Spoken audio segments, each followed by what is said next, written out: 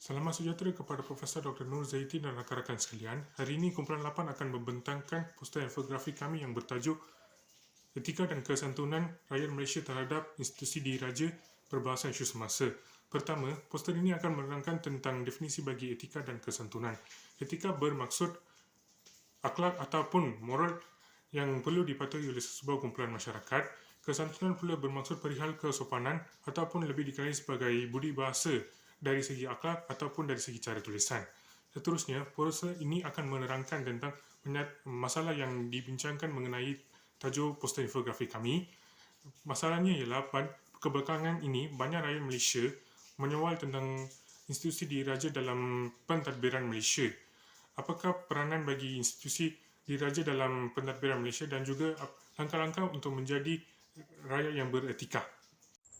Objektif penghasilan poster infografik ialah bertujuan untuk menerangkan peranan institusi diraja di Malaysia.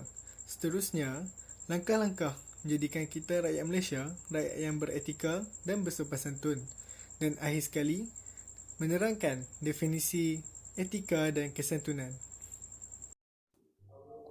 Salam sejahtera, saya akan membahas mengenai peranan institusi diraja. Dalam hierarki masyarakat Melayu, raja berada pada kedudukan yang paling tinggi dan memainkan peranan yang paling penting untuk melaksanakan dan melencengkan pentadbiran. Kedudukan raja yang tinggi juga dianggap sebagai simbol keagungan serta kewibawaan sebagai pemerintah tunggal yang dikatakan berkuasa mutlak dalam pemerintahannya.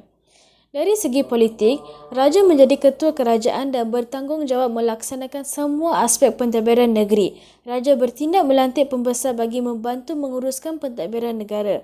Dalam bidang perundangan dan kehakiman, raja berperanan sebagai penggubal undang-undang dan berperanan sebagai ketua hakim.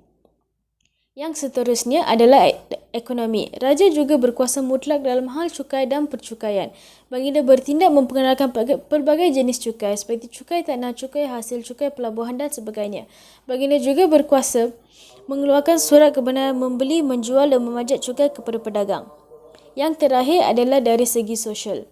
Raja berperanan sebagai ketua agama Islam dan adat istiadat Melayu. Di samping itu, baginda boleh mengurniakan anugerah kepada rakyat yang berjasa kepada Sultan dan negeri. Sekian, terima kasih. Seterusnya adalah langkah-langkah menjadi rakyat yang beretika. Yang pertama, memahami perlembagaan dan menghayati rukun negara. Yang kedua, mempunyai sifat saling menghormati antara satu sama lain. Kriteria ini perlu diamalkan agar tidak mencetuskan peperangan perkauman seperti di tahun 1965. Yang terakhir, bersikap merendah diri dalam pergaulan, tidak kira bangsa dan agama. Langkah ini juga dapat mengeratkan silaturahim dan mengukuhkan perpaduan antara masyarakat di negara kita. Kesimpulannya, raja diibaratkan seperti tulang belakang negara. Ini kerana raja mempunyai perlembagaan dan kuasa yang paling tinggi.